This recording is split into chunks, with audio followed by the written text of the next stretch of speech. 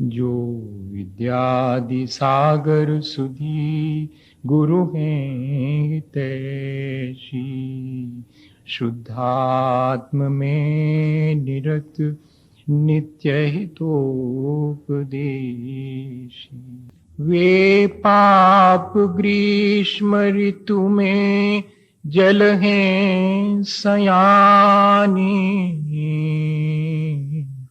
पूजूं हैं सतत केवल ज्ञान पाने, पूजूं हैं सतत केवल ज्ञान पाने।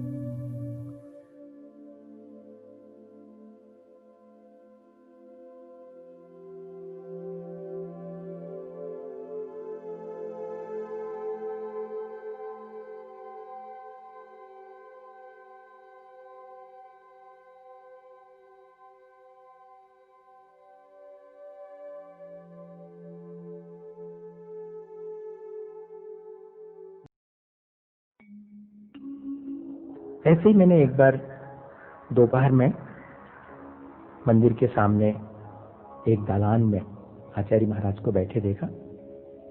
वो सुनाता हूं आपको। देख रहा हूं कि मंदिर के खुले प्रांगण में बैठकर वे अपने सामने खुले ग्रंथ के बंद रहस्यों को उद्घाटित कर रहे हैं। उनका स्वयं निर्ग्रंथ होना और ग्रंथ में गुम्फित रहस्यमय गुत्थियों को एक एक कर अपने ज्ञान और आचरण से सुलझाते जाना अद्भुत लग रहा है। असल में ग्रंथ के गूढ़ रहस्यों को समझने की विनम्र कोशिश में कभी उनका अत्यंत गंभीर हो जाना, कभी हल्के से मुस्कुराना, मन ही मन कुछ कहना और क्षण भर में फिर ग्रंथ की अतल गहराई में खो जाना मेरे लिए एकदम नया अनुभव था।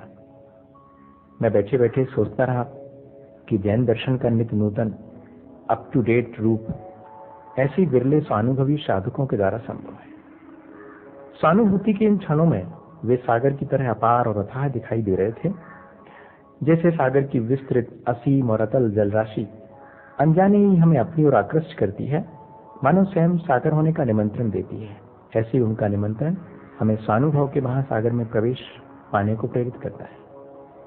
अपने में सभी को समाकर भी जैसे सागर शांत है, कितनी भी नदियां आकर उसमें समाती जाएं, वो अपनी मर्यादा में रहता है।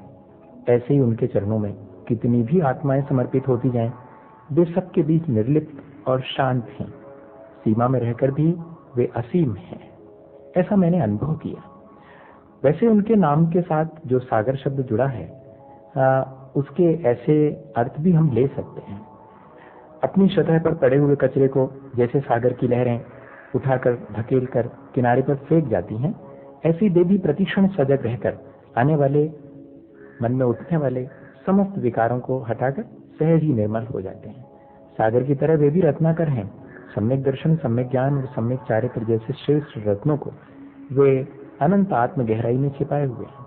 सागर की तरह वे बाहर मानो सतह पर क्षण भर को आहार विहार निहार में प्रवृत्त होते दिखाई पड़ते हैं, लेकिन भीतर कहीं गहरे में वे अत्यंत गंभीर हैं और अपने आत्म स्वरूप में अकंप हैं, निष्कंप हैं।